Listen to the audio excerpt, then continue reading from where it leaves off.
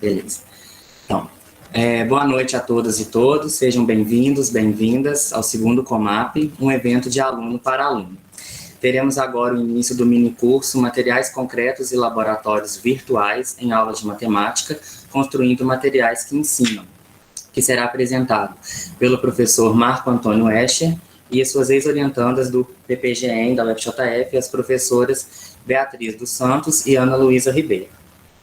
O professor Escher possui graduação em licenciatura em matemática pela Universidade Estadual Paulista Júlio de Mesquita Filho, a Unesp, campus Rio Claro, São Paulo, mestrado e doutorado em educação matemática, ambos pelo Unesp.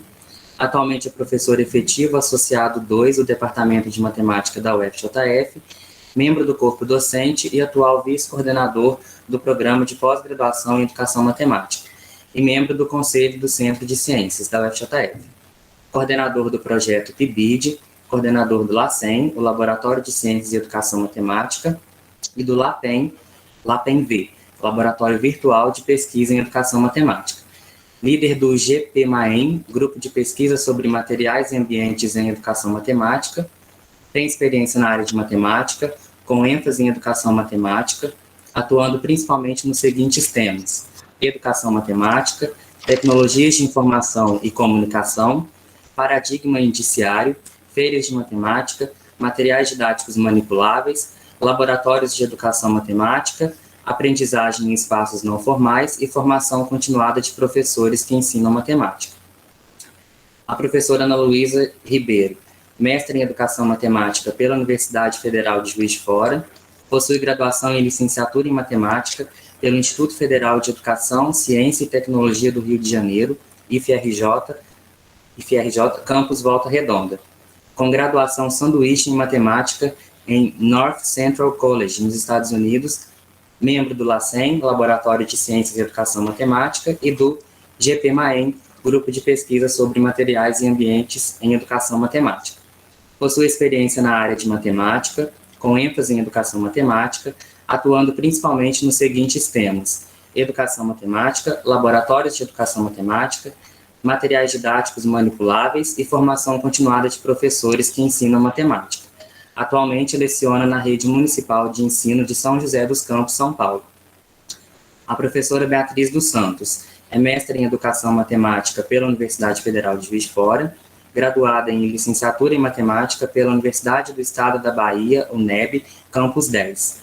Foi professora substituta no Núcleo de Matemática do Instituto Federal de Educação, Ciências e Tecnologia do Sudeste de Minas Gerais, Campus Juiz de Fora.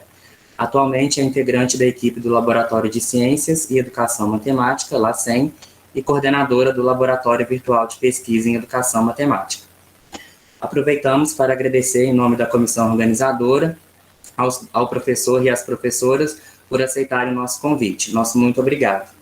Antes de passar a palavra, gostaríamos de agradecer também a presença de todos e todas, os da casa e também de outras universidades. E aproveitamos para relembrar algumas informações. Todos e todas devem manter seus microfones e câmeras desligados. Todas as dúvidas serão tiradas no final do minicurso, podendo ser enviadas a qualquer momento pelo chat. E lembramos que os certificados serão disponibilizados através da plataforma Integra para os internos do ICE e enviados por e-mail aos demais participantes. Enviaremos no final deste encontro um formulário que deve ser preenchido como comprovante de presença deste dia, deste primeiro dia. Um bom minicurso a todas e todas, e qualquer dúvida estamos à disposição. Eu me chamo Daniel e está aqui comigo também da organização a Johanna e o Davi. Qualquer coisa estamos à disposição. Então, passo a palavra para os ministrantes do curso. Bom, boa noite a todos e todas. Quero agradecer ao convite feito pela coordenação do COMAP.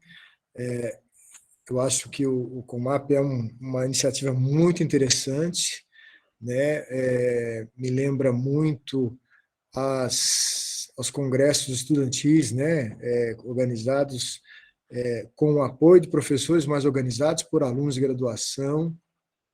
E esse, para aqueles que não conhecem, do pouco que eu conheço também do COMAP, é um evento organizado por, além de alunos de graduação, por alunos do mestrado, o que faz com que a gente tenha essa mistura muito boa, né? E já coloque aí a perspectiva de uma formação continuada para alguns alunos ou para todos os alunos da graduação. Inicialmente, eu já vou pedir desculpas que eu esqueci de trocar de computador aqui e ontem, pelo menos, na mesa, ao final, meu computador estava meio estranho aqui, né? Deu umas travadas. Então, se acontecer, por favor, nos avise. Bom, quero agradecer também a Ana e a Beatriz, as quais a gente trilha aí um caminho desde 2018, né? E é um caminho que tem dado muita alegria para a gente, né? Talvez a gente gostaria de fazer mais, né? De tudo que a gente tem em mente e projeto, mas o que a gente faz, o que a gente fez, eu acho que dá muita alegria acadêmica e alegria pessoal também, né? Então, agradeço já a presença e a participação delas aqui juntos. Vocês perceberam que nosso grupo é todo aí importado, né? Estados Unidos, Bahia, São Paulo, cada um de um canto. E aí me surpreendi em ver tanta gente também de fora, né? Estava conversando aqui com uma aluna, eu acho, né, de Paranaíba, a Federal lá de Mato Grosso do Sul, vi algumas pessoas, parece que de outros lugares também. Isso é muito bom, né? A internet e o ensino remoto, de certa forma, fez com que a gente aproveitasse esses espaços, né? Mas vamos parar de falar um pouquinho, né, de outros assuntos. Olha só, o Eng Ibirité, obrigado, Rosângela, de colocar aí. É um prazer ter vocês aqui. Nos foi colocado um convite, né, para falar um pouco sobre materiais concretos e laboratórios virtuais em aulas de matemática, construindo materiais que ensinam. Eu confesso, né, conversando com Bia e Ana, que a gente, às vezes, nessa corrida do dia a dia, né, a gente fica feliz nas propostas, né, nas frases, mas depois a gente reflete um pouco em algumas palavras. Mas eu vou aproveitar o próprio título do minicurso para que ele também seja um objeto de discussão aqui no nosso curso, né, no nosso minicurso. Então, vamos lá. Vamos ver aqui. Aqui. Bom, aqui está os nossos e-mails, nossas fotos.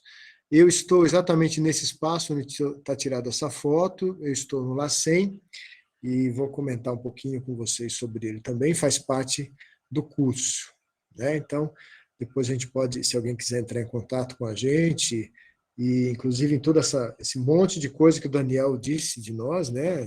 De participar e de onde estamos, se alguém tiver interesse também em se juntar, né?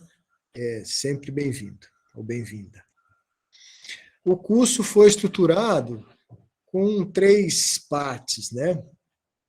A utilização de materiais, jogos e kits manipuláveis. Esse é um primeiro termo que eu gostaria de colocar aqui, né? E vou repetir daqui a pouco.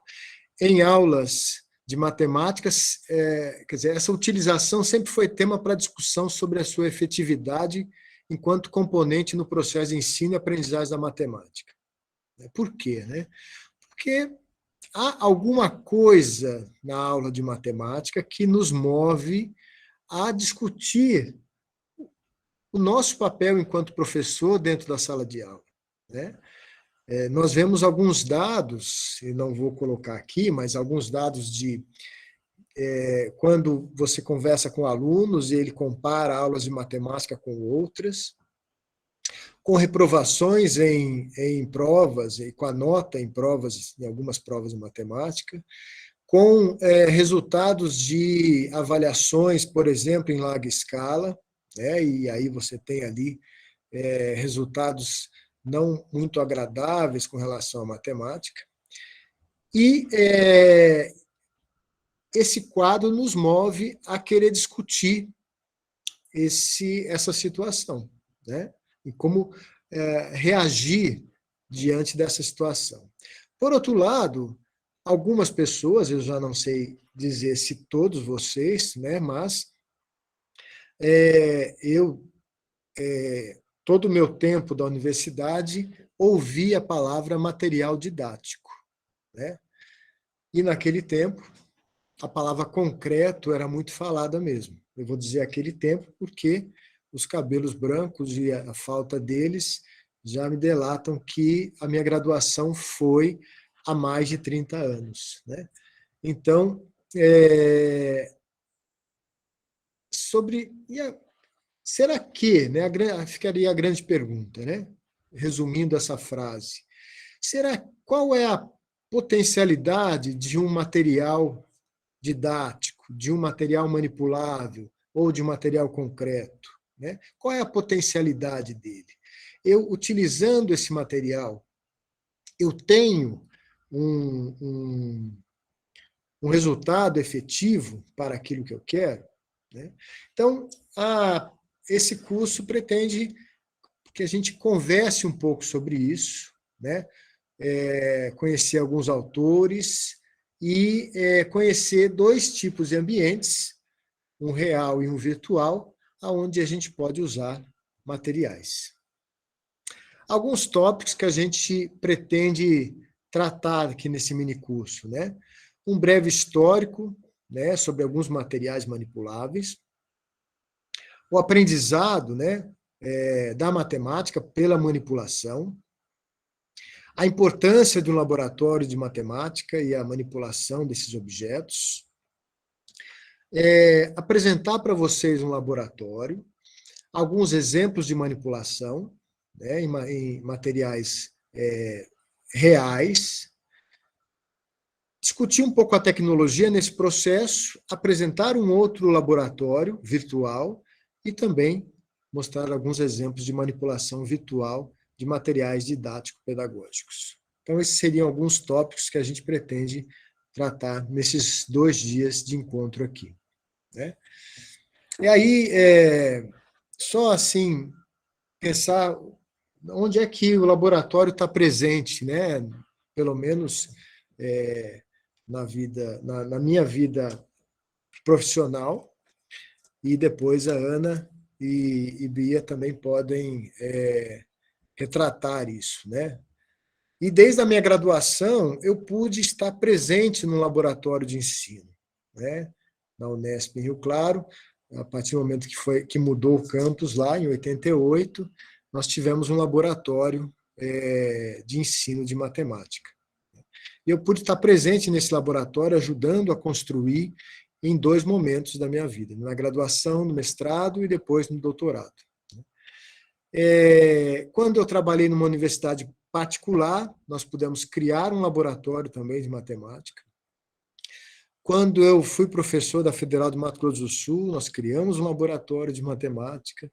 Em São João del Rei, na UFCSJ, nós criamos um laboratório de matemática. E depois, aqui em Juiz de Fora, nós criamos o LAPEN, que tinha uma junção de materiais. E em 2018, com a ajuda de Ana e Beatriz, nós criamos o LACEN e depois em 2019 o LAPEN-V. Então, é de certa forma, uma trajetória aí ligada a alguns materiais, né? E a discussão sobre ambientes, né?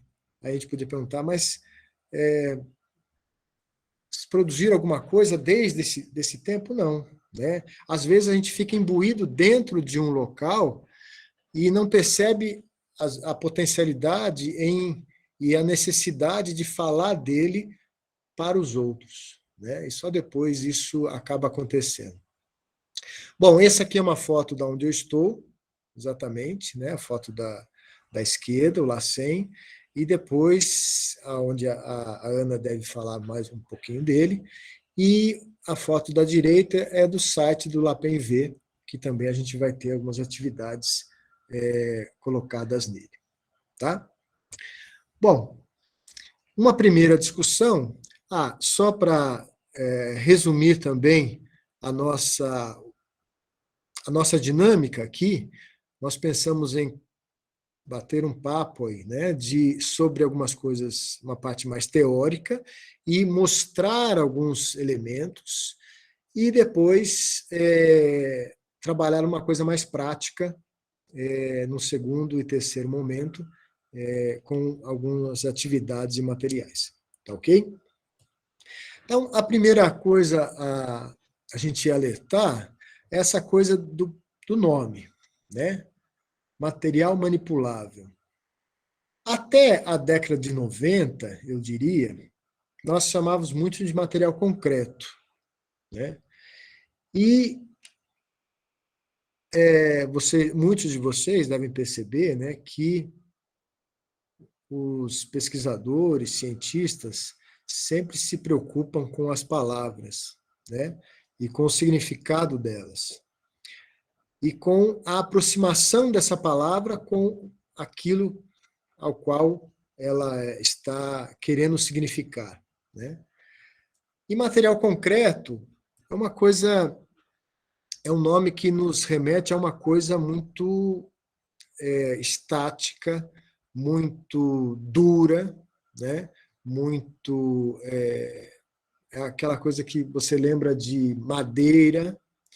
E o material manipulável, ele, principalmente a partir dos anos 90, deixa de ser feito exclusivamente em madeira, e na verdade ele já não era, né? Eu exemplifiquei alguns materiais não estruturados aí, né? Por exemplo, tampinhas de garrafa, palitos de madeira, barbante. Por que não estruturados? Porque o fim dele não é um fim pedagógico. Nós podemos usar a tampinha de garrafa na aula de matemática, mas ela não foi feita para a aula de matemática. Então, nós vamos classificar esse tipo de material como material não estruturado. Já um material estruturado, com fim pedagógico, nós teríamos outros exemplos, né? Por exemplo, o material dourado, que nós vamos falar aqui, o ábaco, os blocos lógicos, que vem na sua história e na sua criação o fim pedagógico, né? Então, nós temos essa diferença. E a partir do advento da internet, da computação em larga escala, no sentido da popularização dos computadores e da internet, a palavra material concreto deixa o seu lugar, né? Quer dizer, a palavra concreto, ela se extingue de vez, né? Então, eu tenho ali um nome melhor, né? Material manipulável. Eu poderia colocar ali a palavra material didático manipulável. O termo material didático já é um termo presente na escola, né? O livro é um material didático. Mas aí eu tenho a palavra manipulável nesse sentido de mexer, de tocar, de manusear, né? De alterar. Então, nós temos vários sinônimos, né? E adjetivos, na verdade, a colocar nessa palavra manipulável, e a Ana também deve retomar um pouco na parte do real e a Beatriz na parte do virtual. Tá? Bom, então eu tenho um material, né, que tem várias características. Depois eu tenho os espaços de utilização desse material. Quais espaços eu posso utilizar um material manipulável pensando, veja, pensando sempre no aprendizado da matemática, né? Então eu tenho os espaços formais de aprendizagem, por exemplo, a escola, que se materializa na sala de aula ou em um laboratório, também na escola. Eu tenho espaços não formais de aprendizagem, por exemplo, o local onde eu estou, que é o Centro de Ciências, aqui da UFJF, um museu, uma feira, né, que é aquele local onde eu não tenho a figura estrita do professor, do horário, da carteira, do dia a dia escolar. O espaço não formal, ele se confunde com o passeio, mas é um passeio onde eu aprendo, né? Então, eu posso utilizar um material manipulável nesse espaço não formal.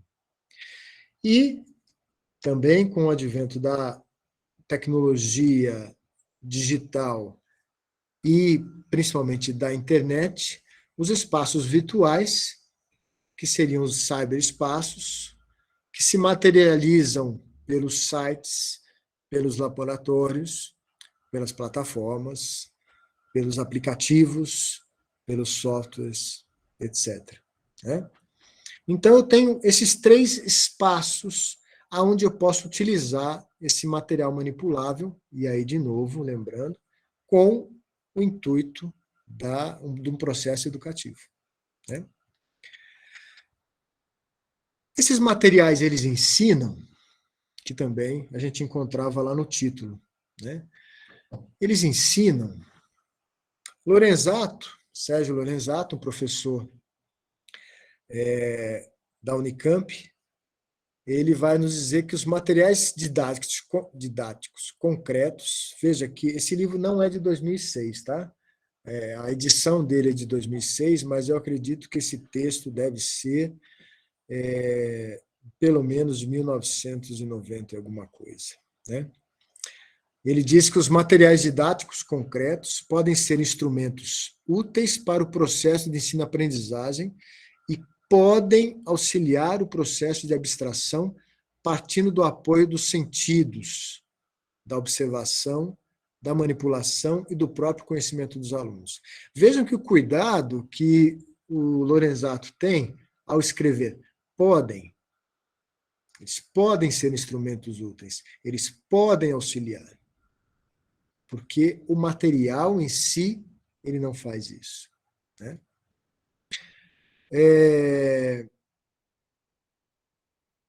Dario Fiorentini e a Ângela Miorin, também da Unicamp, nos trazem também uma afirmação interessante. O professor, repensando sua prática pedagógica, procura novos elementos para auxiliar na aprendizagem do aluno, principalmente quando os mesmos têm dificuldade em compreender matemática. Então, o que a Ângela e o Dario colocam é que o professor ali, repensando a sua prática, né? Pô, eu dou aula há 10 anos, dou aula há 5 anos, a próxima aula sobre esse assunto eu vou fazer diferente, vou fazer de uma maneira diferente. E ele vai buscar esses novos elementos, né? Tendo os seus alunos dificuldades ou não, né? Mostrando esses alunos dificuldade em compreender a matemática ou não. O material não é só para cumprir um papel para aqueles que têm dificuldade em compreender a matemática. Ele pode também estar presente no grupo onde todos os alunos têm uma facilidade com a matemática. Né? Eu coloquei ali a sigla ETV, é uma sigla muito utilizada por um professor nosso, né, professor Baldino, e ela significa ensino tradicional vigente. Né? E por que essa discussão toda, né, de Lorenzato, Fiorentini, Miorin e outros autores vem falar sobre materiais? Porque há alguma situação não confortável dentro do ensino tradicional vigente. Quem é esse ensino tradicional vigente?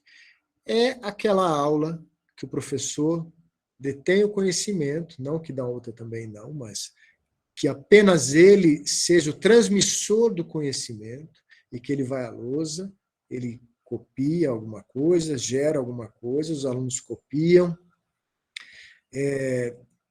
normalmente numa sequência de teoria, exemplo, exercício, e há uma prova para ver se aquele conteúdo foi absorvido. há alguma coisa de discutível nesse processo, né? Será que é assim que todos os alunos aprendem?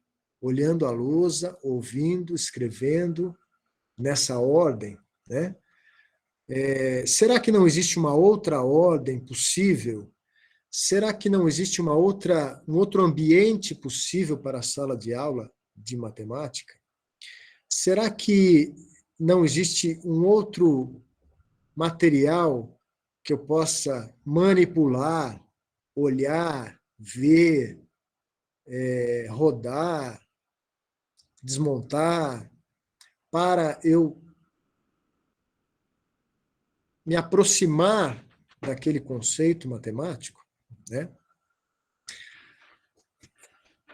Então, é dentro desse quadro que Lorenzato, Fiorentini, Miorin e outros autores, né, vêm falar sobre os materiais manipuláveis. Uma outra citação aqui do Dario e da Ângela: o professor não pode subjugar sua metodologia de ensino a algum tipo de material porque ele é atraente ou lúdico. Nenhum material é válido por si só. Veja, dá licença só um pouquinho. Vou pegar aqui um material bonito, né? Que nós vamos falar daqui a pouco, né? Ele é um material, deixa eu ver se eu consigo virar aqui, um material bonito, né? Uma caixa colorida, cheia de barrinhas, cada barrinha com um tamanho. Aí eu olho essa caixa, olho esse material e digo, pronto, resolvido os nossos problemas. Esse conteúdo sobre fração, ou contagem, ou alguma coisa de geometria, está resolvido com isso aqui, né? E aí, só que essa caixa aqui, ela não tem nada, né? Ela tem um material. Mas quem é que vai pegar essa caixa, estruturar uma atividade, é o professor, né? Então, olha lá. Os materiais de seu emprego sempre devem estar em segundo plano. A simples introdução de jogos ou atividades no ensino da matemática não garante uma melhor aprendizagem dessa disciplina. Existem dois fatos, né, que eu vou finalizar aqui, mas eu já vou falar, eles acabam aparecendo, né, que são cruciais ao se usar materiais em sala de aula. A primeira é esta que o Dario e a Ângela falam, né, sobre não é o material, né, isso é emprego, e sim a aplicação que o professor, o uso, a utilização que o professor irá fazer desse material, né? E aí cada professor é um, e cada atividade é uma, e cada sala é outra. A outra coisa é o fator tempo, que é muito importante. É necessário ter tempo.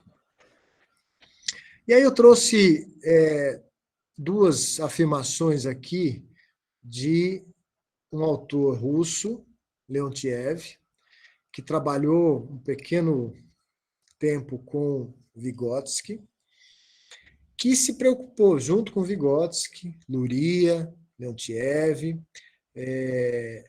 numa linha, né, querendo entender como as pessoas aprendem, assim como Piaget também escreveu outras coisas sobre o aprendizado das crianças, mas Leontiev e também alguns textos do Vygotsky tratam dessa coisa do objeto, da importância desse objeto. E Leontiev nos traz aborda, né, desenvolvimento intelectual de crianças enquanto um processo de ações mentais. Leontiev recusa a ideia de que a atividade intelectual é desenvolvida através de processos de ensino por repetição e destaca a apropriação de conhecimentos matemáticos por meio de objetos exteriores. né? Então, isso é uma... agora alguém pode falar assim, não, mas eu aprendi decorando. Ok, né?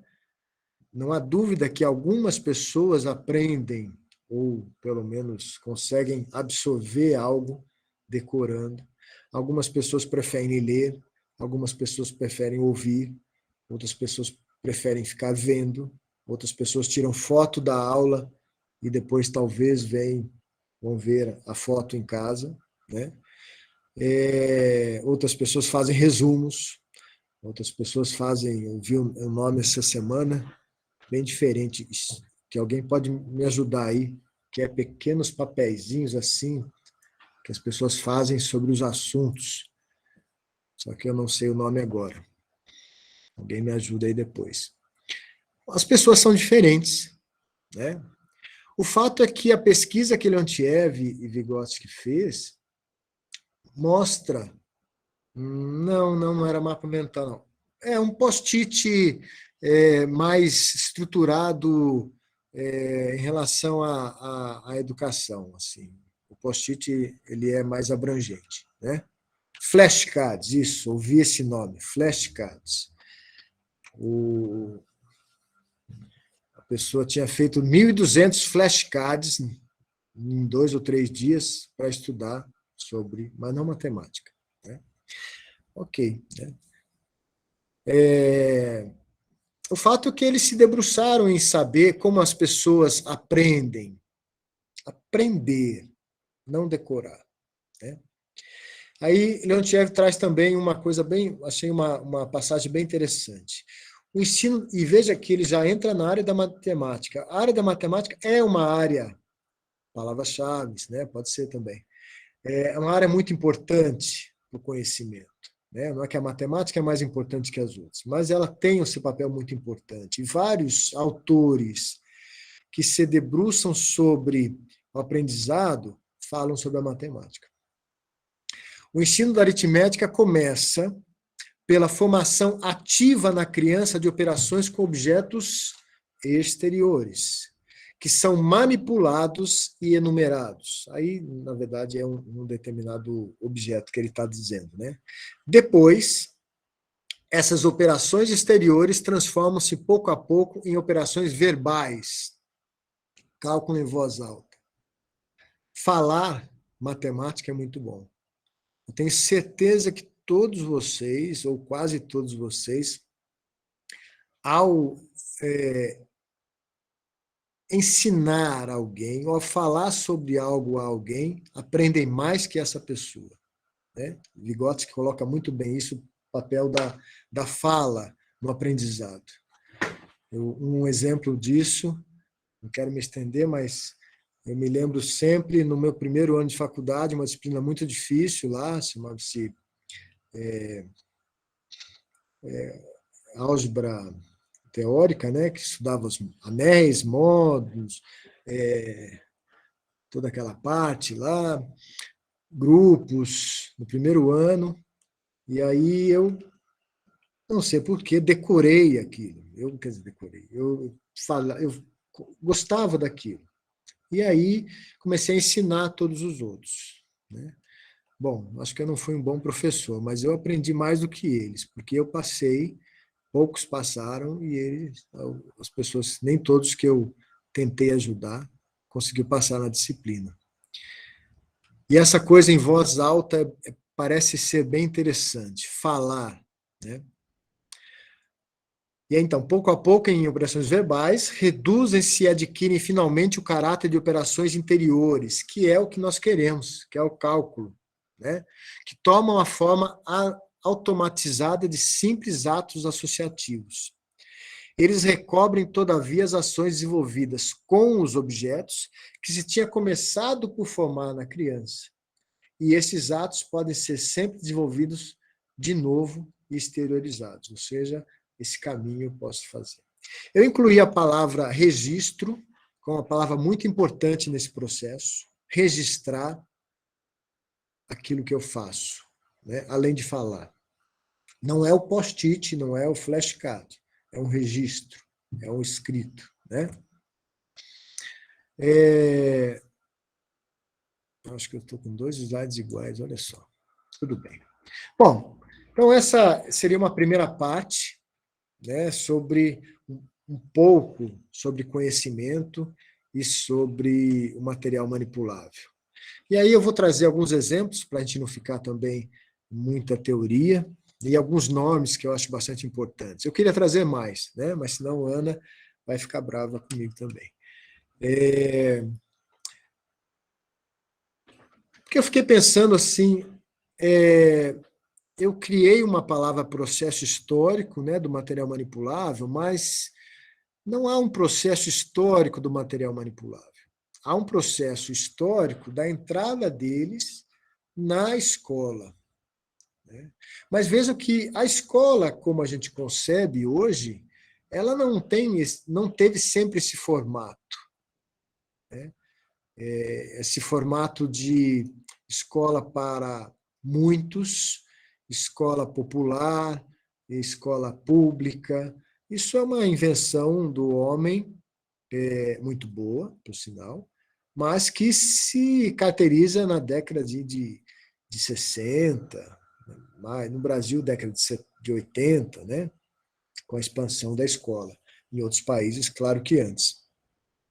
Mas você tem pessoas nesse processo histórico que se debruçaram sobre a necessidade, e aí sempre por alguma necessidade, de colocar à frente de alguns alunos, crianças, algum material. Maria Montessori, que nasceu em 1870, morreu em 1952, mais ou menos em 1945, ela teria estruturado um material dourado. Né?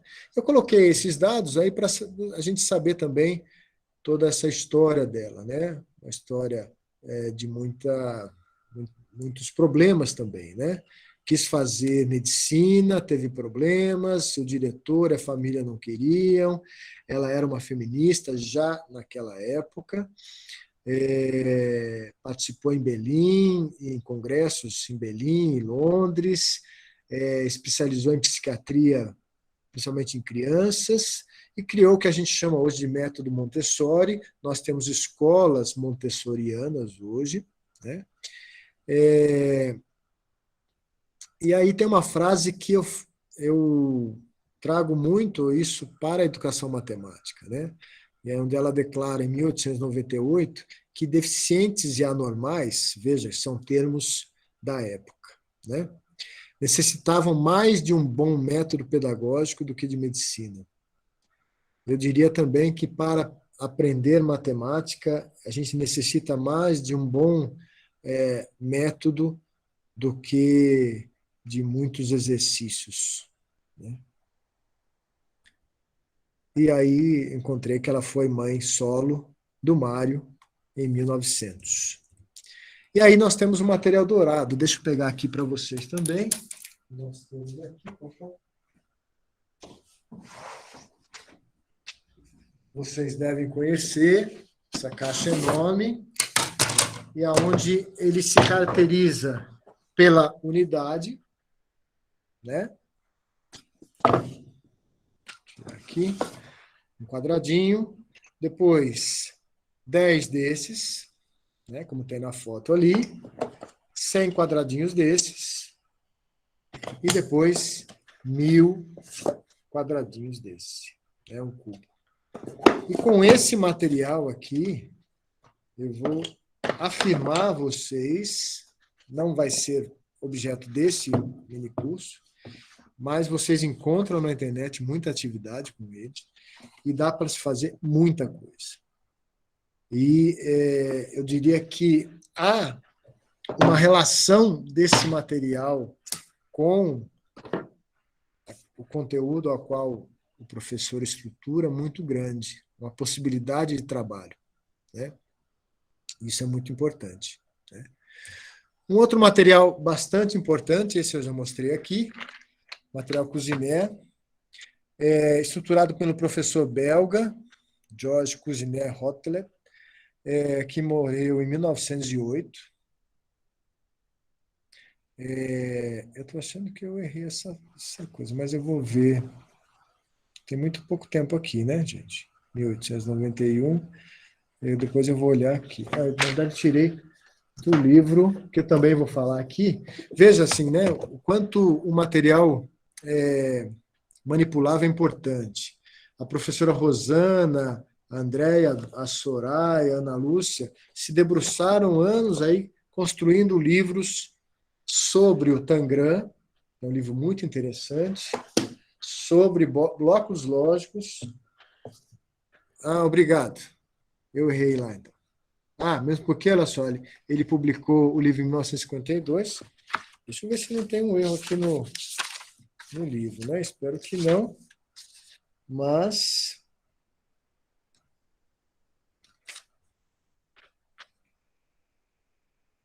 eu não vou, eu vou demorar para achar aqui, né? Ok, obrigado, Tiago. Em 1952, ele publicou um livro cujo título é Os Números das Cores, os números em cores, né? Ou seja, essa relação dessas barrinhas coloridas com números, que é possível de se fazer, né? Seja fracionários, números fracionários ou não, né? Há muita atividade nesse material, que a gente pode usar esse material cozinheiro. Um outro material que eu gosto bastante, aqui, o geoplano, um pedaço de madeira com pregos, e aonde, com um pouquinho de vocês andando aí no comércio, né, a gente pode achar aí elásticos coloridos e que dá para trabalhar muitos conceitos de geometria, de área, de perímetro, né?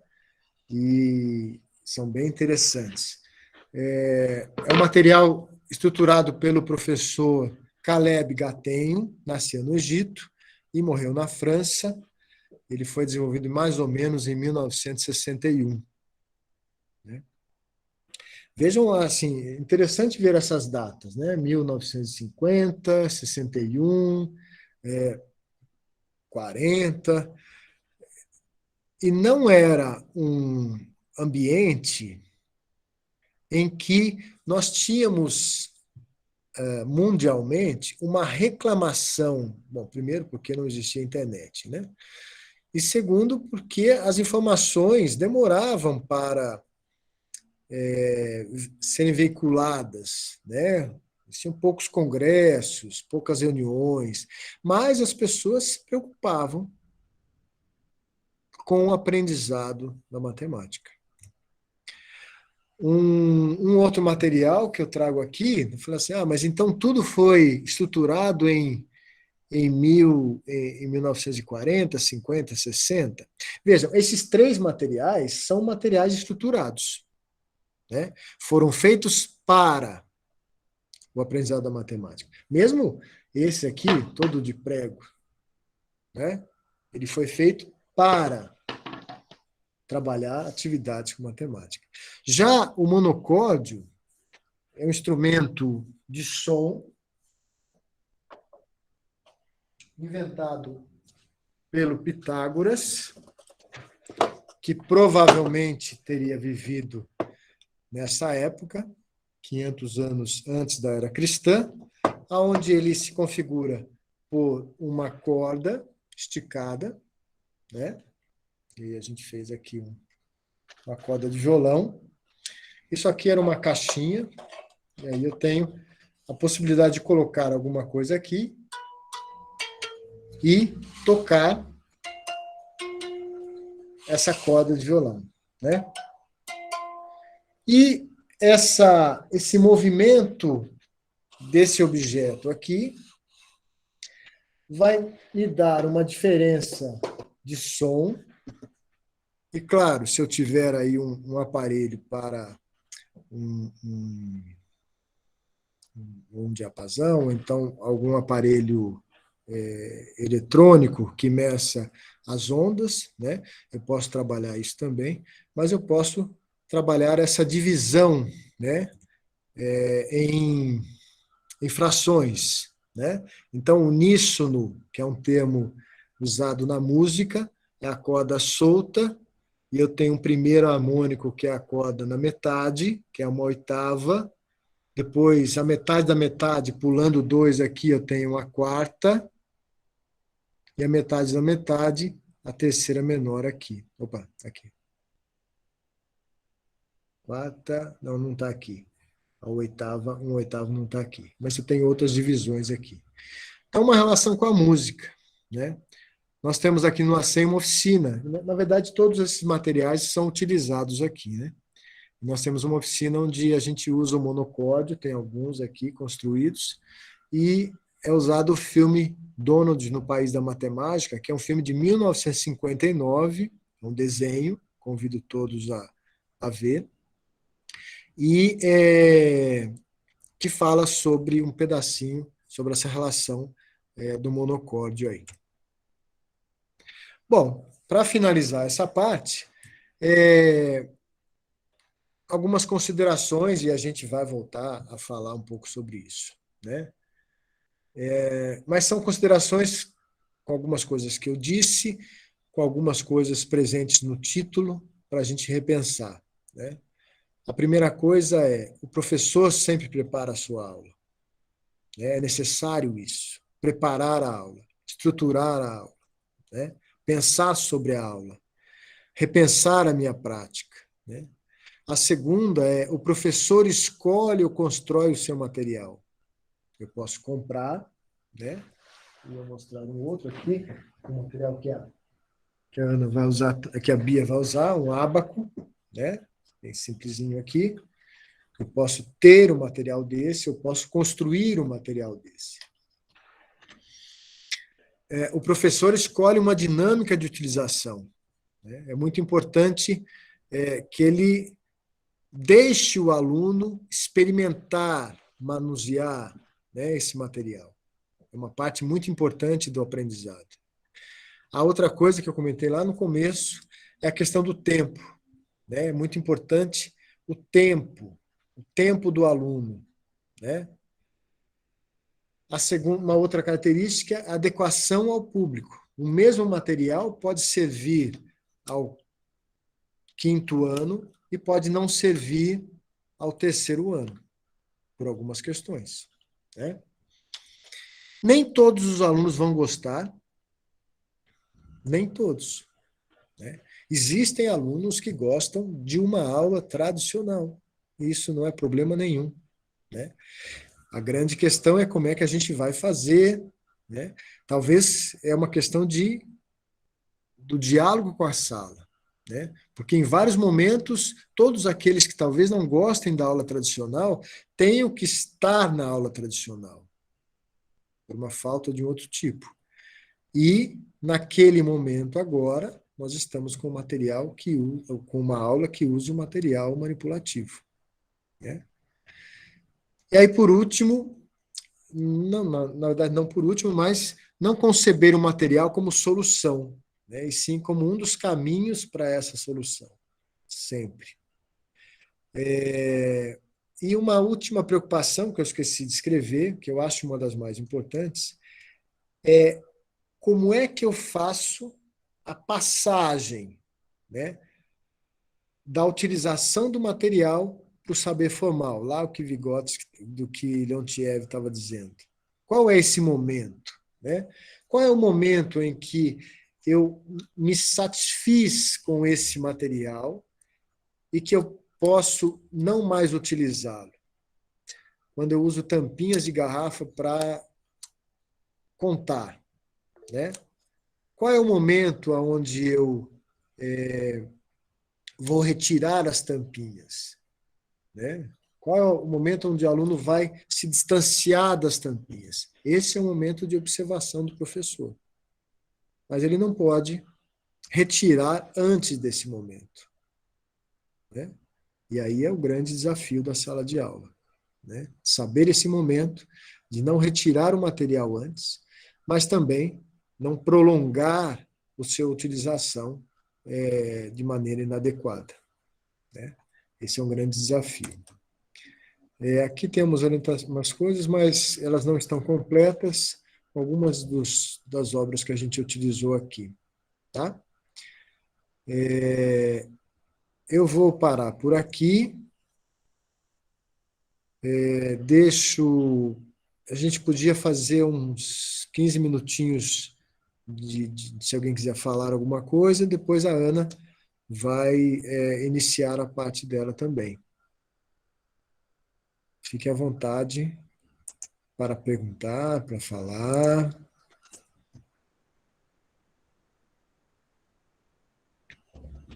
Acho que é só levantar a mão, ou então aqui no chat, não sei se tem alguma pergunta aqui. Deixa eu ver.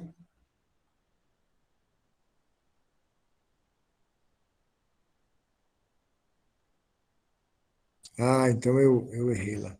Obrigado, Alexandre. Enquanto vocês, se quiserem perguntar alguma coisa ou sobre aqui. Eu trouxe mais alguns materiais, né? Já que a gente está mostrando.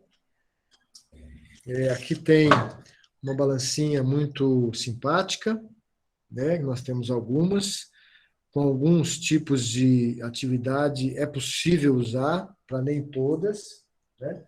O Daniel fez um trabalho, estava comentando na primeira mesa, né, Daniel? Não sei se você está ainda aí, sobre algumas possibilidades de uso de material que, às vezes, ele pode prejudicar, né? Então, isso também é bastante importante. Aqui nós temos um cubo de papel, feito com dobraduras, feito inclusive eu acho que por uma das pessoas que está aqui, Rafael, eu acho. Aqui, materiais de acrílico, acho que vocês estão vendo ali alguns materiais ali atrás também, de acrílico, né? Alguns materiais em madeira. E aqui em cima, alguns materiais em madeira, né, são possíveis. Aqui em cima, alguns materiais em canudos também, né?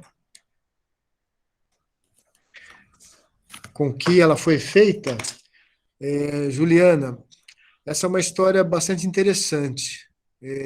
Esse laboratório que vocês não estão vendo totalmente aqui, mas se vocês quiserem depois visitar o Instagram, vocês têm uma ideia de algumas coisas e do site também. Antes dele nascer, a universidade aqui fez um projeto de reutilização de materiais, o que a gente chama hoje de reciclagem, né?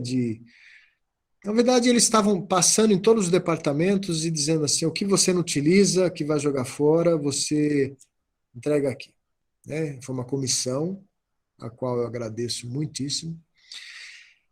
E um dia, uma das pessoas dessa comissão me manda um e-mail dizendo, professor, nós temos um monte de material aqui que parece que são materiais relacionados a aulas de matemática. Você quer? Eu falei, quero.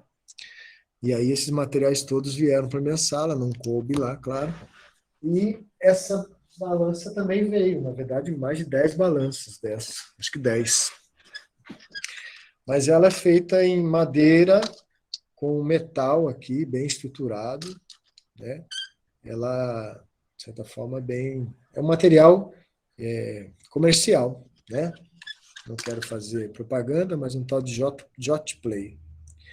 Mas isso tem em alguns revendedores, né? Esses tipos de materiais.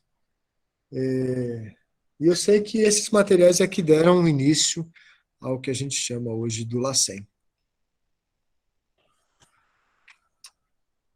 Mais alguma pergunta? Não sei se Juliana se era isso.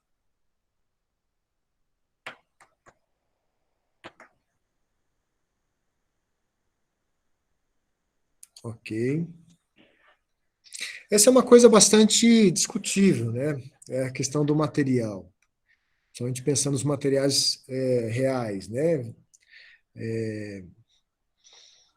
Eu acho que todos eles nós conseguimos desenvolver alguma coisa bem próximo de algo que seja comercial, né, para não precisar comprar, ou pelo menos a maioria deles. Alguns realmente são mais delicados para a gente confeccionar, né?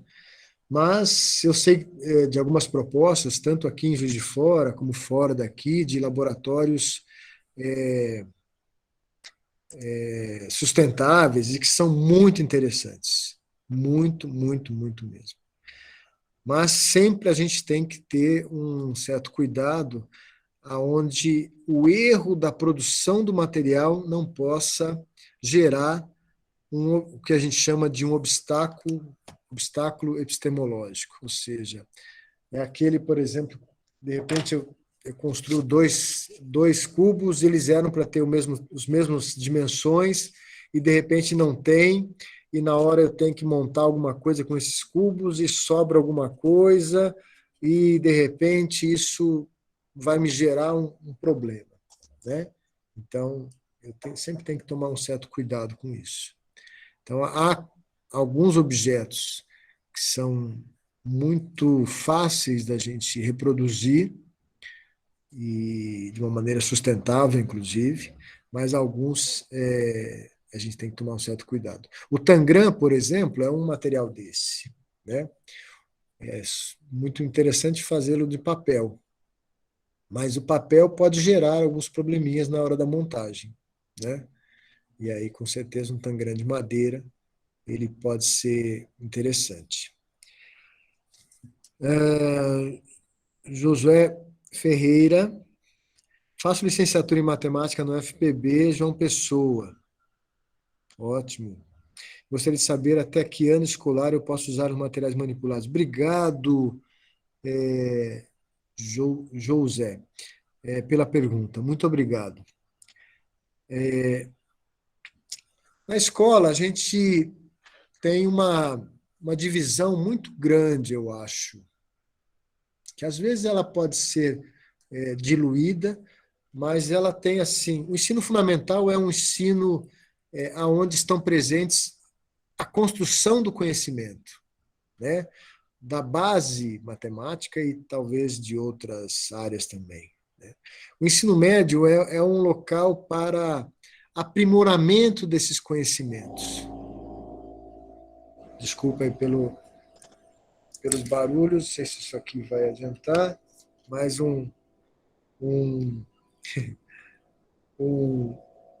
acho que é um compressor acabou de ser ligado. Bom,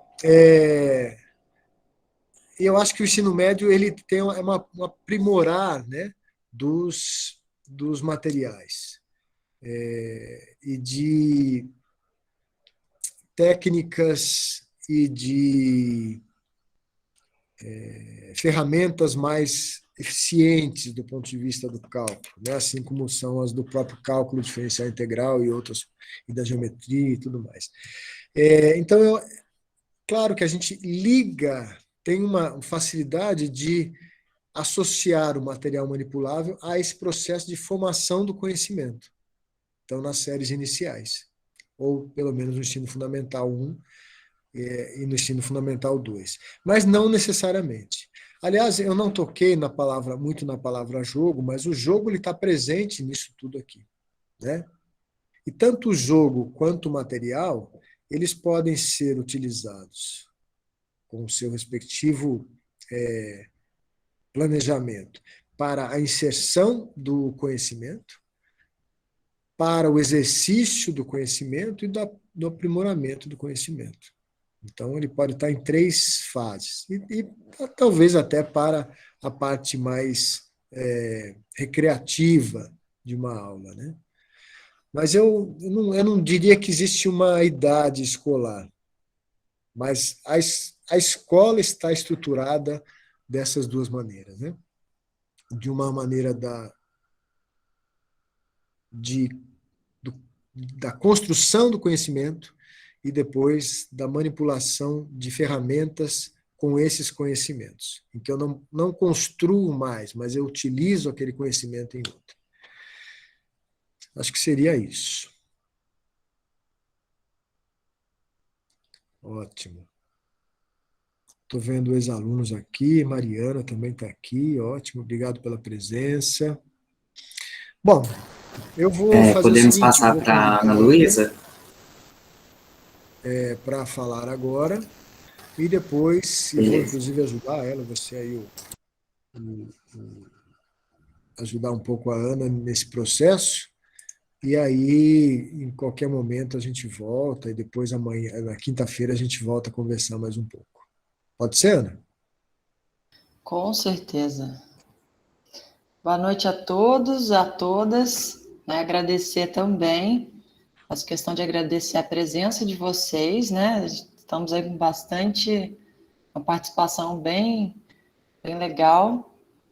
E eu vou dar continuidade, né? A gente pensou em começar com essa parte teórica, né, para preparar o nosso encontro. Vou trazer agora alguns exemplos de materiais. Como o Escher está lá no LACEN, a gente vai mostrar para vocês até a manipulação desses materiais e volto mais um pouquinho na teoria depois de mostrar esses materiais para a gente conversar, né, mais um pouquinho e reforçar o que a gente acredita aí sobre, né, a utilização desses materiais manipuláveis. Então, vamos explicar aí, né, para quem não conhece, vamos apresentar para quem ainda não ouviu falar sobre o LACEN, né, que é o Laboratório de Ciências e Educação Matemática, e é um dos laboratórios que fica no interior do Centro de Ciências da UFJF. Ele foi inaugurado, né, em abril de 2018, e ele é caracterizado como um dos laboratórios multiusuário, e ele está sob a responsabilidade do Programa de Pós-Graduação em Educação Matemática. Como que a gente poderia, né, falar um pouquinho, né, de como se deu início, o S já falou para a gente, né, como que foi essa caminhada, e o LACEN chegou aí, né, em 2018, para integrar mesmo esse espaço que contém jogos, materiais didáticos e atividades. E para além disso, né, que nós tínhamos, no período antes da pandemia, visitas agendadas de escolas, também é um local que recebe visita espontânea, né? Então, o público, a comunidade pode ir até o LACEN para, né, prestigiar as exposições, realizar cursos, e também acontecem momentos de formação tanto para os alunos do mestrado, da graduação, e também professores, né? Cursos sobre o laboratório, sobre materiais. Acredito que o espaço vocês já estão vendo, e agora eu vou trazer para vocês que a gente pensou numa atividade, né? Porque eu vou falar do material em si, mas também vamos falar um pouquinho de como que era feita essa atividade no LACEN. Então, o Esther vai lá pegar o material para a gente, enquanto isso eu vou falando para vocês. A gente tem, né, uma oficina do LACEN, chamada Mosaicos, que inicialmente foi pensada para o nosso público-alvo, inicialmente, são os estudantes do ensino fundamental 1, mas também já fizemos algumas vezes aplicação para estudantes de outras faixas etárias, né? Claro que a gente fez a adaptação para cada nível de ensino. O que consiste esse material, né? Ana, eu quero construir esse material, o que eu preciso? Então, a gente vai precisar, né, de uma placa de isopor, que o Escher está mostrando ali para a gente.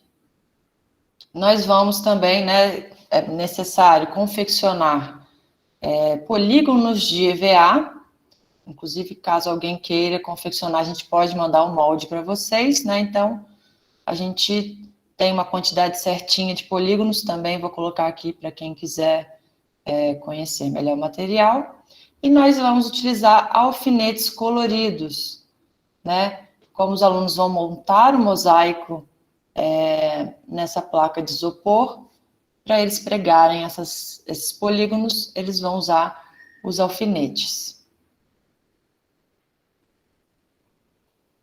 Então, vamos falar um pouco, né, já falei um pouco do material, vamos falar um pouco da atividade com o material também, né? A gente começa propondo tanto uma aproximação dos alunos com o assunto, né? Então, perguntando o que é um mosaico, se alguém já viu um mosaico. Nós temos toda uma estrutura, né, numa apresentação, em que os alunos vão, né, visualizar imagens de mosaicos e, né, se sentir mais à vontade com o assunto. Alguns já viram, alguns não. E depois a gente vai proporcionando esse caminho, né, investigativo dentro da matemática. Então, depois a gente apresenta para eles os polígonos, né, tanto a nomenclatura como essa questão dos ângulos internos. E os alunos têm aquele momento inicial ali, né, para tocar o material e fazer uma experimentação livre, assim como o Escher está fazendo ali, né, eles geralmente montam algumas figuras que eles gostam, algo que vem à mente ali no momento, e conforme a atividade vai avançando, já que a gente quer, né, adentrar no conteúdo da matemática enquanto os alunos estão ali manipulando esse material, a gente começa, né, a estreitar um pouquinho e conversar com os alunos, né? Agora vamos criar mosaicos em que a gente pense na soma dos ângulos internos, né? Então, a gente vai ter que olhar, quando a gente juntar dois polígonos, o que está acontecendo aqui, e aí os alunos vão interagindo, né? E também a gente passa a considerar na atividade, a gente pede para que os alunos não deixem espaços, né, lacunas entre esses polígonos, e nem que eles sobreponham um polígono, né, sobre o outro. E aí, nessa atividade, pode passar, por favor? Coloquei aí para vocês, né, a quantidade de polígonos que a gente tem no kit, em cada um dos kits, e é uma atividade também que proporciona muita interação, né? Até coloquei fotos aí para vocês verem, né? O LACEN, nós temos uma bancada bem espaçosa, então os alunos se sentam uns ao lado dos outros, e eles, nesse momento que estão interagindo ali com o instrutor, também estão interagindo uns com os outros. Então, eles têm esse momento também muito importante, né, de construir uma aprendizagem ali em conjunto. E aí, coloquei umas fotos aí para vocês verem de que forma que eles construíam os mosaicos. Pode passar? E trouxemos também, no final eu vou abrir para vocês perguntarem, mas a gente trouxe um outro exemplo de material, né? Coloquei aí para vocês sobre os sólidos de Platão. Uma breve introdução para caso alguém não tenha escutado ainda sobre esse assunto, né? Platão foi um filósofo grego que viveu entre os séculos 5 e antes da era cristã, e ele estabeleceu algumas propriedades sobre os poliedros, né? Então, eu coloquei até a imagem ali para vocês visualizarem melhor.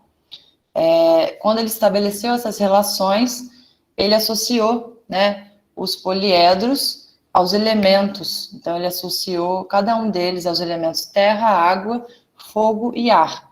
E o dodecaedro foi associado ao universo. A gente tem aí no LACEN, né, o Escher até consegue mostrar para a gente, esses sólidos de Platão. Assim como ele explicou, né, que a gente conseguiu alguns materiais através da doação, esses sólidos aí que a gente tem, que são aqueles ali que o Escher está pegando, eles fazem parte de um conjunto, né, é um material que não é de fácil acesso, se a gente estiver falando aí do preço, né? Então, a gente pode propor para os alunos construírem esse material. E aí, como que a gente vai fazer isso, né? A gente pode utilizar, por exemplo, canudos. Pode passar o slide, por favor? Então, olha que interessante, né? Não é acessível o material, mas a gente consegue construir ele. Então, a gente pode utilizar, como a Escher está mostrando ali, canudos, para que os próprios alunos construam um material, que também é uma parte muito importante, né? Não somente manipular o material, mas também participar da construção. E durante essa construção e manipulação, os alunos conseguem visualizar alguns conceitos, né? Como as arestas, vértices e lados, e conseguem construir de uma maneira mais clara essa visão espacial que a gente precisa para compreender esses conceitos. Sobre os materiais, eu trouxe esses 2 exemplos e conto aí com a participação de vocês no finalzinho para vocês questionarem também, para a gente poder explicar melhor. Vou falar um pouquinho da importância do laboratório de educação matemática, né? Que a gente está falando do LACEN, de como que surgiu essa ideia. Então, a gente começou, né, com essa ideia na pesquisa durante o mestrado, pensando ali naquela definição de laboratório, aquela coisa bem primária mesmo, que geralmente a gente escuta falar, né, nas escolas, que sempre tem um laboratório de ciências, mas a gente ficava se questionando, né, aí na escola, será que não tem um espaço para a gente ter, né, o laboratório de matemática, principalmente de educação matemática? Então, a gente começa trazendo Lorenzato, né, que é uma parte teórica muito importante para a gente, que fala sobre essa ideia do laboratório de matemática e do laboratório de educação matemática.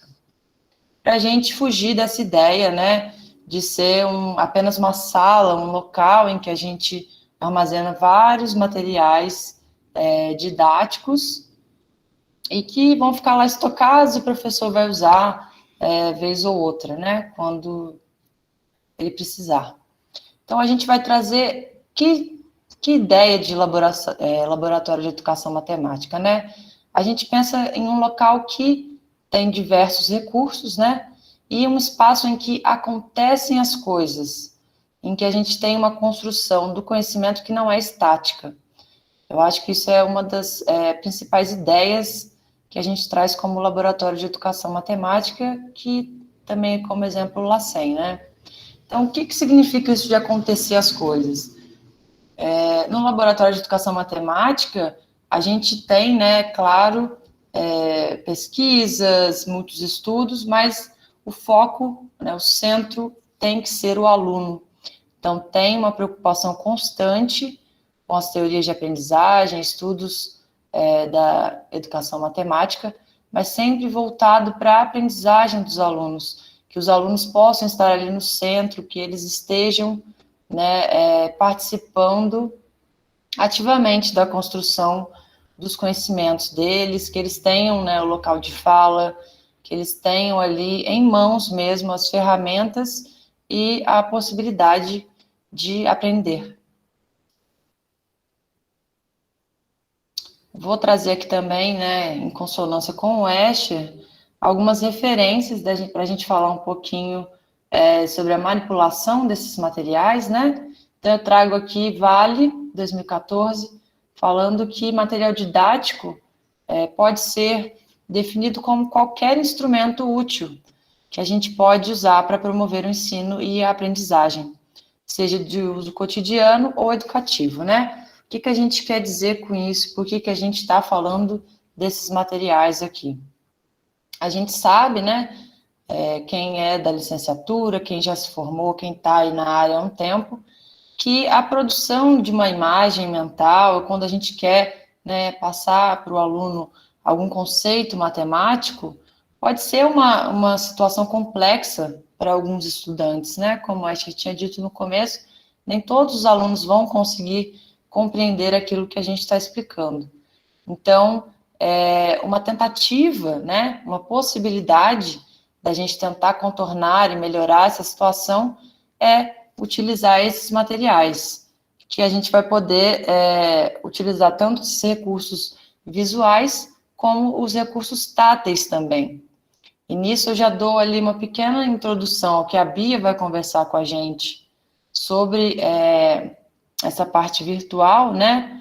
Então, se a gente está falando desses materiais manipuláveis como objetos ou instrumentos que os alunos podem utilizar no dia a dia, e a gente pode, de alguma forma, aplicar para a construção de alguma aprendizagem, então a gente também pode estar falando de materiais virtuais, né? Como eu coloquei ali, Calef e Rosa, elas vão falar sobre materiais manipuláveis reais ou virtuais, como essa tentativa da gente oferecer recursos diferenciados para os nossos alunos. Também trouxe aqui, novamente, só para a gente reforçar, né, essa ideia da gente contrapor o uso do termo material manipulável em vez de concreto, né? A gente fala o material manipulado justamente para caminhar em direção ao material manipulável estruturado e o não estruturado. Então, o que a gente quer dizer com isso, né? O material manipulável estruturado, ele é aquele que tem uma finalidade de auxiliar, né, o aluno na construção do conhecimento matemático. E o não estruturado é um material comum, é um material que a gente tem no dia a dia que não é pensado para fins educacionais, mas que eles podem até serem aplicados em alguma atividade, serem utilizados na sala de aula. Por exemplo, se a gente fosse falar de um palito de madeira ou até mesmo esses canudos que a gente usou para construir os poliedros. Eles são materiais não estruturados, mas que a gente pode utilizar, né, como algo para construir um material manipulável. E aí eu trouxe para a gente refletir um pouquinho também de Kindle e Oliveira uma citação, que é: a aprendizagem pode se tornar mais significativa se a atividade com esses materiais compor também um momento de reflexão, de pensar sobre e falar sobre, né? Eu acho que essa é um dos principais pontos que a gente defende aqui enquanto a utilização desses materiais didáticos e a ideia do laboratório, né? É importante a gente sempre lembrar, né, do professor se questionar do porquê utilizar aqueles materiais, se realmente é necessário, né, de que forma utilizar, e mais do que isso, né, proporcionar aos estudantes um momento de reflexão, para que eles possam pensar sobre e falar sobre. A gente consegue observar isso em sala de aula, né? Eu, por exemplo, que estou na rede, observo os alunos do sexto ano, eles têm, como a gente estava conversando, né, qual idade utilizar esses materiais. Alunos do sexto ano, por exemplo, eles têm uma demanda muito grande para atividades, né, com jogos e manipulação, e a gente consegue perceber como esse momento em que eles estão falando sobre aquilo que está sendo feito, pensando sobre aquilo que está sendo feito, né, interagindo, aquilo funciona de uma forma ou outra, assim. Os alunos estão ali interagindo, fazendo, até em alguns momentos você vê que eles estão se divertindo fazendo aquela atividade, manuseando aquele material, e estão, né, lidando com a matemática que muitas vezes eles têm, assim, um certo receio. E aí eu trouxe algumas considerações também para a gente poder pensar e reforçar, né, o que o Escher havia dito, que é claro que a gente, né, não está falando que a utilização desses materiais vai ser a solução para as dificuldades de aprendizagem dos nossos alunos, né, mas a gente traz como alternativas, né, como uma tentativa do professor de trazer uma forma diferente de ensinar.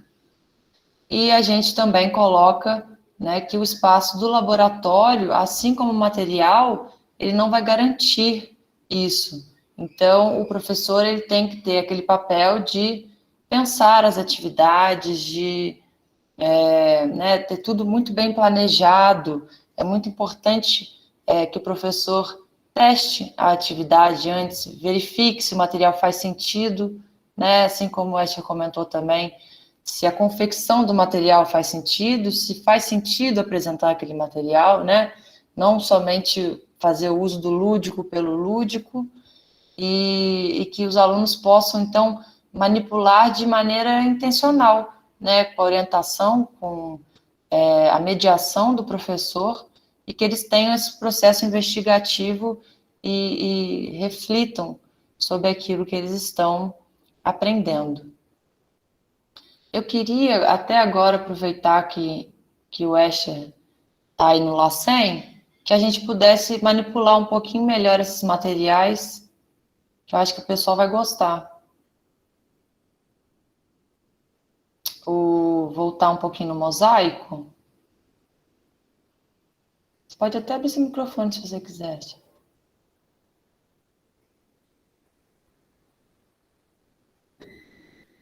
Se alguém tiver dúvida também, pessoal, já pode ir perguntando que a gente vai falando sobre isso.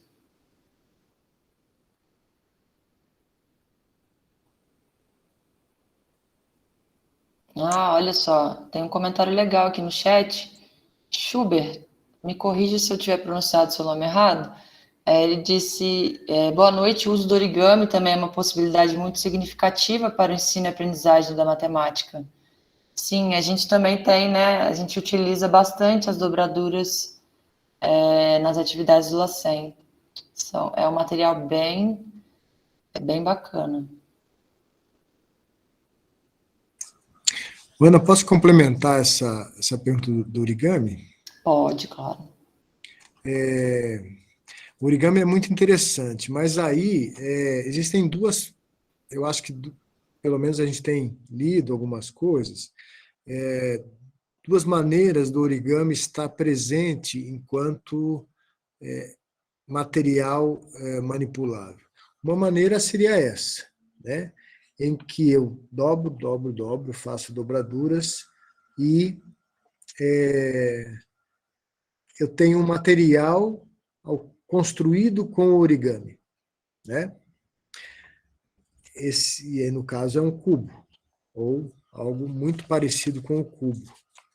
Então, o Rafael que fez, então nós temos que falar que está muito bonito, senão ele vai ficar muito bravo, né? Mas eu posso pensar no origami também em dois outros momentos. No momento em discutir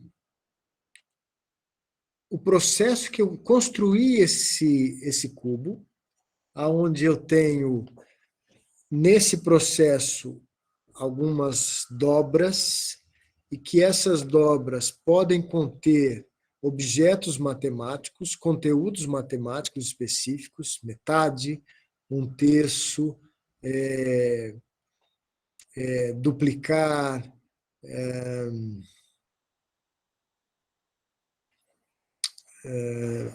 a própria medição pelo origami, né? Então, eu tenho ações em que eu posso trabalhar conceitos matemáticos ao construir um objeto em que eu posso, esse objeto em si não é o objeto fim do meu conhecimento, né? Então, eu construo um cubo com origami, mas pensando talvez nas dobras que eu uso durante a construção do cubo, né? E aí eu tenho um cubo como objeto final. Eu posso, então, ter o cubo em si, como meu objeto de estudo, feito com origami, e eu posso ter uma dobradura que não tem em si um objeto final que possa ser considerado interessante, né? Bonito, etc., mas que nesse processo de dobradura, ao qual o origami está muito ligado, eu tenho um processo de construção do conhecimento. Era isso, Ana. Acho que tem mais perguntas para você. Tem um comentário da Rafaela, que é da matemática da FJF. Ela disse, quando eu estava no fundamental, meu professor de matemática construiu conosco peças de xadrez feitas de cartolina para podermos, além de montar, jogar. Foi uma experiência bem interessante. Bacana. Eu confesso que eu até fui procurar isso aí de construir peças de xadrez feitas de cartolina, não conhecia. Achei bem interessante. E esse processo, né, do aluno construir e montar o material, né, que se o professor está ali intermediando e eles estão conversando sobre aquilo que está sendo feito, é de fato um momento muito importante.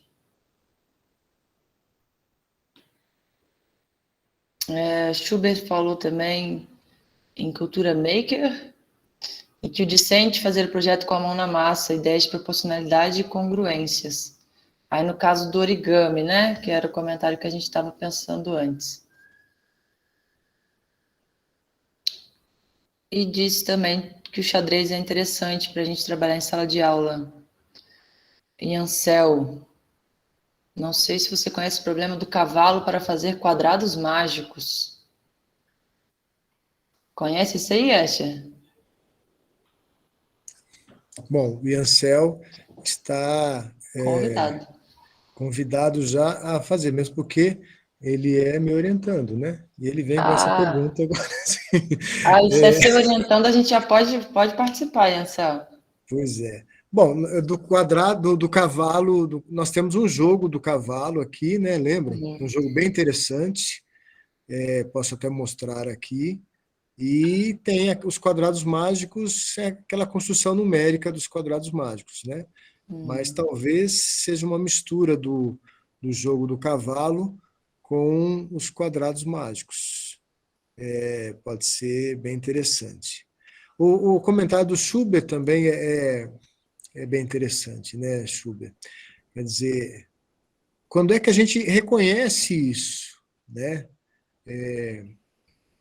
A gente reconhece isso depois de um tempo, né? Depois daqui, quando a gente está num outro patamar, né?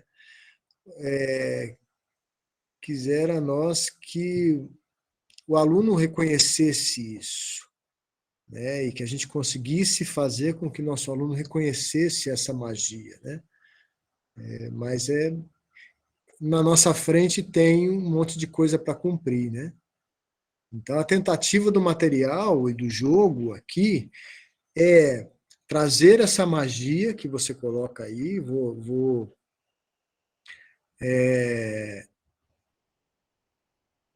que vou usufruir da sua palavra, né? Trazer essa magia, mas ao mesmo tempo cumprir aquilo que a escola, de certa forma, nos solicita, né? Ah, legal. Vou pegar, enquanto a Ana fala mais um pouco, eu vou pegar o jogo do cavalo aqui, se eu achar. Alguém mais gostaria de fazer alguma pergunta sobre os materiais ou sobre o LACEN? Ian só está explicando aí para gente. Você pega um cavalo para as casas, o tabuleiro, e ele vai fazer quadrados mágicos.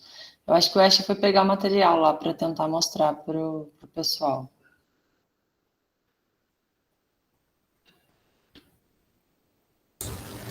Rapidinho, pessoal, se alguém quiser se sentir à vontade de fazer uma pergunta por áudio, pode ficar à vontade, viu?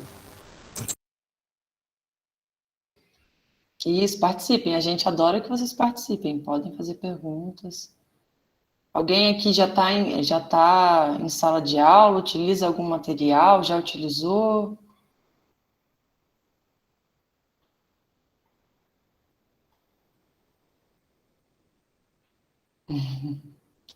Bia, você pode responder.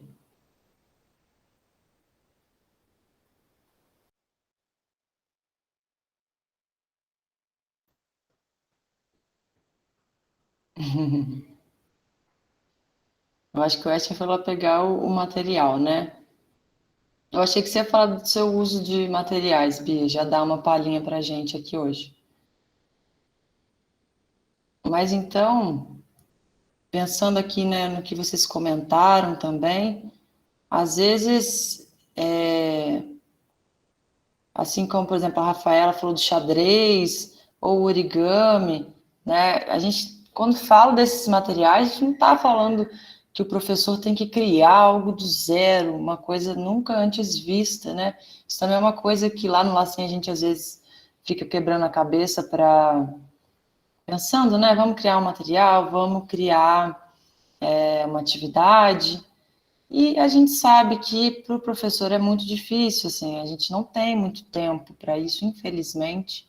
Acho que todo professor adoraria ter mais tempo para poder se dedicar à criação de materiais, atividades diferenciadas, mas nós temos alguns recursos, né?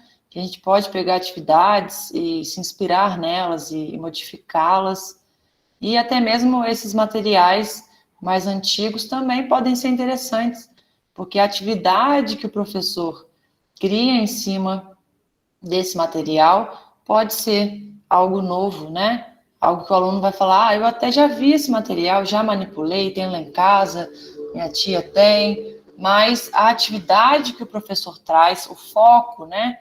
O caminho que ele quer que o aluno trilhe, pode levar ele a algum lugar que ele ainda não visitou, né? A Shirley disse aqui, comentou, estou estudando licenciatura em matemática e o professor mandou construir um geoplano. O geoplano também é um material muito interessante, né? A gente viu ali no comecinho. E a gente também utiliza no LACEN, dá para fazer em vários níveis de ensino, várias atividades. Acho que o Ashley voltou aí. Consegui. O jogo do cavalo, se é este que Ansel comentou, ele tem um tabuleiro assim, né? Que tem 2, 4, 5 por 5 casas. Esse foi confeccionado por um bolsista aqui e 2 cavalos. Cavalo. Colocamos um branquinho e outro preto. Né? Que podem começar, né, em pontos opostos assim do tabuleiro. E para quem sabe jogar xadrez, ele faz o movimento do cavalo do xadrez, ou seja, um L, que pode ser 2 casas para frente, uma para a direita ou para a esquerda, ou então apenas uma e depois avança 2, na verdade 3, né? Deixa eu ver se eu consigo aqui, vai ficar melhor para vocês. Então aqui, ó, vindo aqui, vou para cá. Na medida que ele estava aqui e veio para cá, a casa onde ele estava, eu coloco uma pedrinha.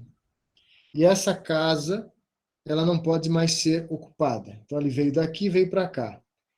O outro jogador vai pegar o outro cavalo dele, que saiu daqui, e vai fazer o movimento que ele quiser. Né?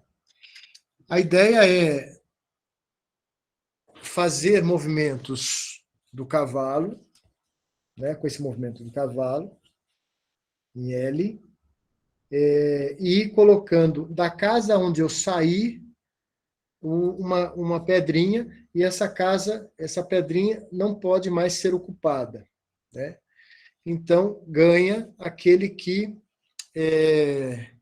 conseguir travar o adversário, ou seja, o adversário não pode mais movimentar o seu cavalo. Né?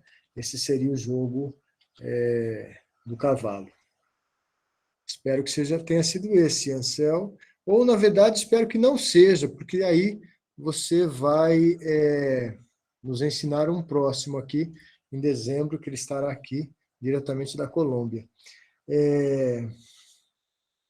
É um jogo muito interessante e muito fácil. Poxa vida, que pena. Essa. Então, tabuleiro assim, 5 por 5, pedrinhas para ocupar o espaço e duas coisas que a gente poderia chamar de cavalos. Nesse caso aqui, são papeizinhos assim. Eu acho que existem, eu não sei, não estava ouvindo a Ana falar agora, uma série de coisas que é muito simples de se fazer. Né? A gente pode até pensar assim, mas nesse jogo há matemática? Nesse jogo há estratégia. Isso, exatamente. Esse jogo há estratégia, nesse jogo há uma geometria presente, nesse jogo há uma concentração, né? Nesse jogo há uma série de elementos que contribuem para a construção do conhecimento matemático. Né? Então, talvez eu não consiga, naquele momento, com esse jogo, algum conteúdo matemático específico presente, mas ele tem outros conteúdos diluídos ali naquelas ações. Né?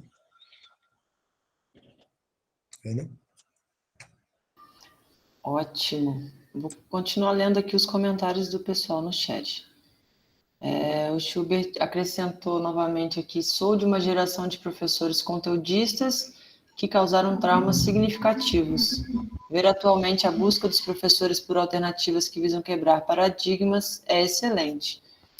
Com certeza, né, Schubert? É um prazer, inclusive, estarmos aqui todos reunidos, né? Estamos aqui 87 pessoas.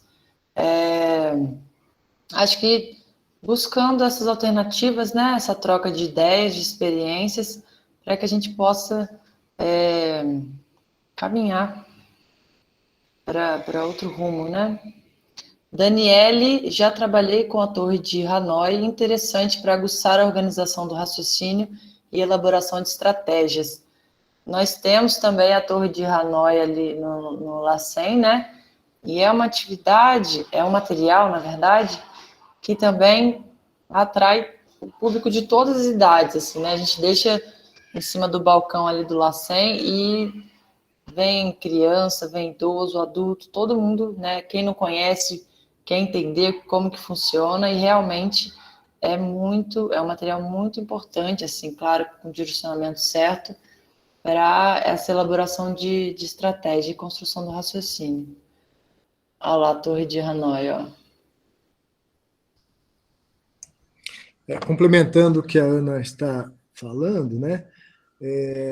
Aqui o LACEN ele tem a possibilidade, né, de receber alunos que, embora a gente conceba isso também como um espaço não formal, né, porque ele não está na sala, ele, né, é uma brincadeira matemática, mas bastante séria também, né? Mas a gente recebe aos sábados, domingos, pelo menos antes da pandemia, né, pessoas de todas as idades, né, de 5 anos, de 4 anos até mais de 80, né? E nessa bancada a gente distribui essas fichinhas, elas ficam em acrílico, fichinhas nesse tamanho, né? Tamanho de um palmo mais ou menos, com alguma orientação mínima sobre o objeto que fica à frente dela, né? E para quem não conhece, o Centro de Ciências é um local bastante bonito, né? Tem uma aparência muito interessante, com alguns museus e vários locais para passear, né, e conhecer. Mas a gente tem, assim, algumas surpresas, né? Quando, num domingo pela manhã, plena 11 horas da manhã, o laboratório fica com 30 pessoas, de todas as idades, e pessoas que a gente poderia falar aqui, uma Torre de Hanoi, já que foi o que a Daniele mencionou, né? Um objeto assim que não é nada tecnológico, né? Não tem movimento por si só, não tem som, não tem cheiro, ele atrai, e as pessoas às vezes ficam entretidas nele, e assim como outros que a gente nos surpreende às vezes, tentando fazer aquilo. Uma outra observação que a gente tem daqui é que, às vezes, as pessoas esquecem do celular. Não esquecem o celular, esquecem de ficar olhando para o celular quando estão aqui, né? E aí isso nos dá um retorno bastante interessante, né? A Tamires está aqui junto com a gente, já percebeu isso, o Rafael, que foi bolsista aqui, não sei se tem mais alguém, já com certeza presenciou situações muito interessantes aqui no laboratório. Ou seja, aquela desmistificação de que a matemática ela é necessariamente feia, necessariamente ruim, necessariamente chata, né? Claro que, veja, nós não vai ter prova aqui, né, no LACEN, não tem prova, não tem que passar de ano, mas tem matemática, né? Isso é bem interessante.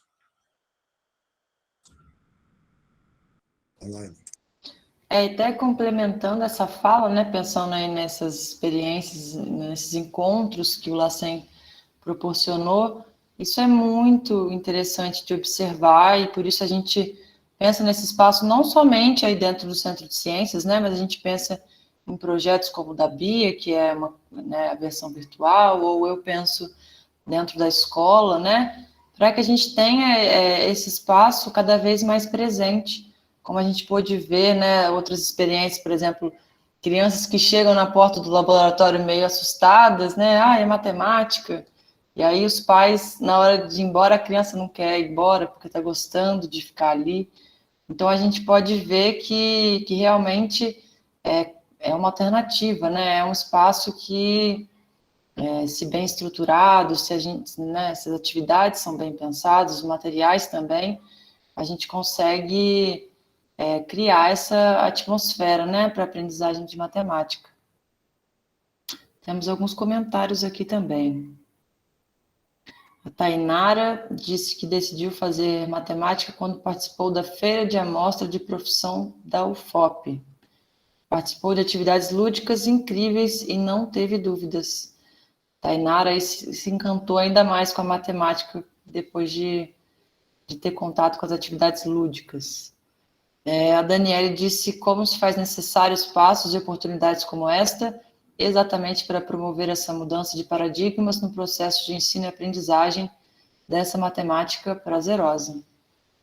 E o Heloísio colocou que já construiu material concreto quando trabalhou em algumas empresas em Fortaleza, que dava aula para adultos e foi muito gratificante, mas não foi fácil. Realmente não é fácil, Heloísio. Nem construir o material e nem pensar na atividade, né? Como a gente estava conversando, né? Faltam recursos para o professor, falta tempo.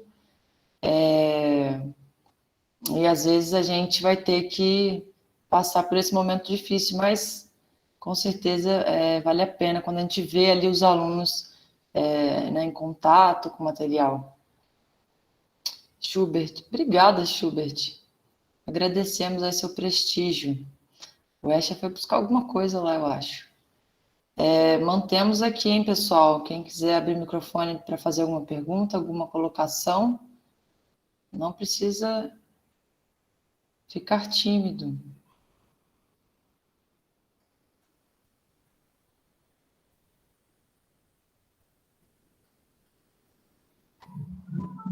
Bom, eu queria fazer um comentário. Posso fazer? Por favor. Na verdade, não é fácil, como eu comentei, você trabalhar com matemática experimental, né? E algumas faculdades deixam muito a desejar. Mas aí você tem que romper, né, com o que está aí, né? Quando construí esse material concreto, na empresa que eu trabalhava aqui em Fortaleza, não foi fácil, né? Porque aí você tem que construir o material, esse material não existia, né? Então, esse material foi feito pelos alunos da empresa, né?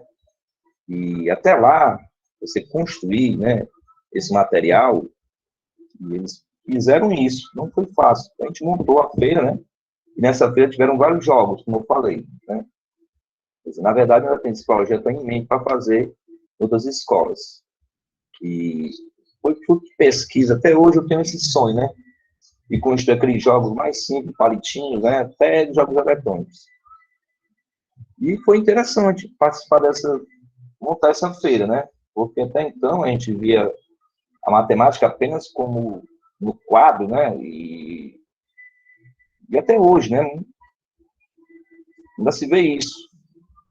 Uma matemática recreativa, que não torna uma coisa tão abstrata como é. Temos que caminhar muito em relação a isso, porque nós estamos muito presos àquela ideia que a matemática ela é interessante. Mas como é que você vai mostrar a matemática para o aluno, um material concreto? Né? Você deu o exemplo da Torre de Hanoi, né? Certo? Que é bem interessante trabalhar com as probabilidades, tá? Tudo isso. Mas é preciso que você vá mais além, porque aí você tem algumas pessoas que não concordam muito com isso. E construir esse material, né? Então, eu me lembro quando eu estava construindo, né? Uns canudinhos, eu estou vendo até aí, de plástico, né? As figuras geométricas, cara, foi assim, é interessante. Até hoje eu tenho esse sonho de montar essa feira de jogos, né? E expor. como eu tinha feito isso eu trabalhei no SESI, né, um tempo atrás. E é interessante fazer isso aí, dá muito trabalho, não é fácil você montar. Só que para isso você tem que fazer um estudo, né? Eu pesquisei, né, em vários livros, né? Um dos meus prediletos era o Martin Gardner, Brian Bolt, né, e outros tantos. Quer dizer, isso é uma coisa que nos Estados Unidos eles faziam há muito tempo. Agora que eles estão redescobrindo isso, colocando essa matemática concreta, né, que até não existia, para você recortar, colar, né? Não, isso é coisa de criança, né? Que você cortar, montar as figuras, né? E não é fácil. Obrigado pela participação. Obrigada, Luiz, pelo seu comentário. Acho que foi muito importante aqui para acrescentar a nossa fala, né? Realmente não é fácil. A gente costuma, né, depois que a gente apresenta o LACEN, né, as pessoas conhecem, a gente sempre fala, né? A gente sabe que nem todo mundo vai conseguir montar um espaço exatamente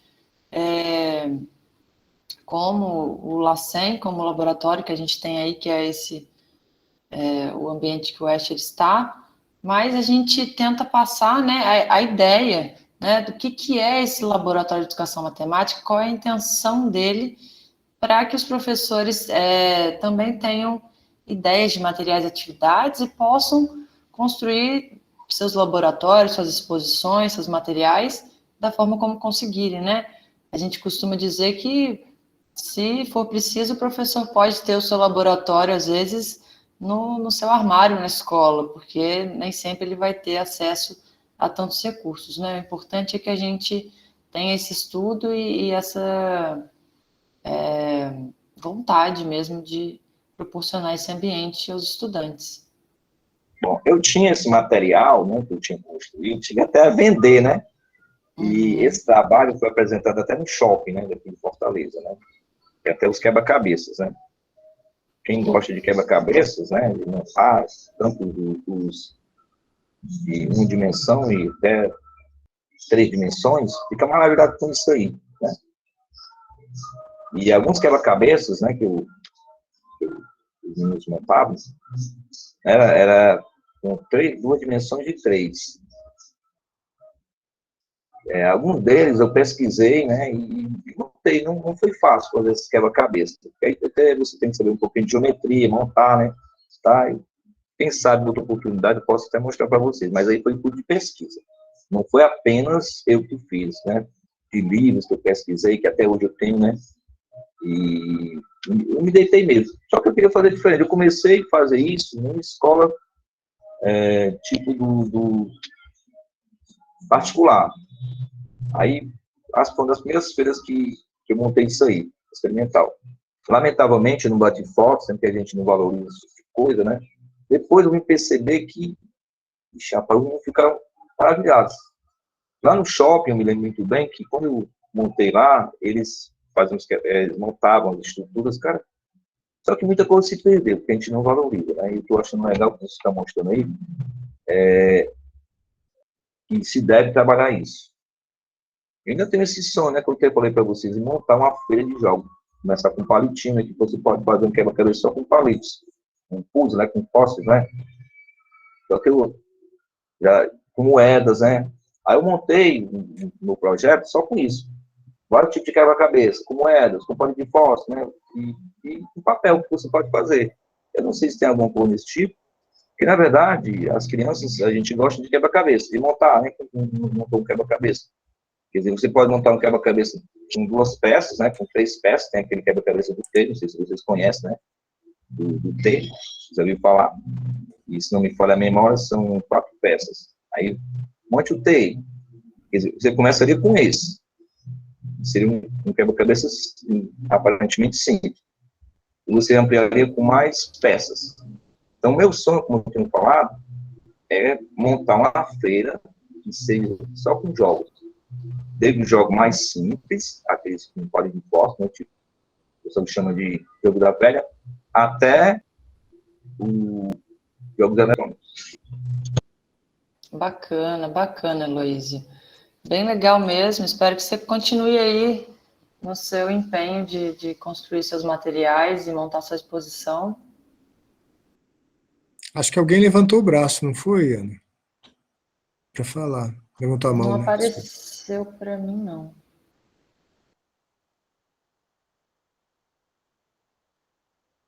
Acho que eu tinha visto isso. Se alguém levantou a mão aí e quiser falar com a gente.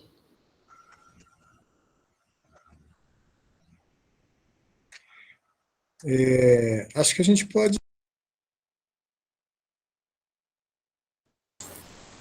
Acho que estamos caminhando para o final, né? Se mais alguém tiver alguma consideração, alguma pergunta.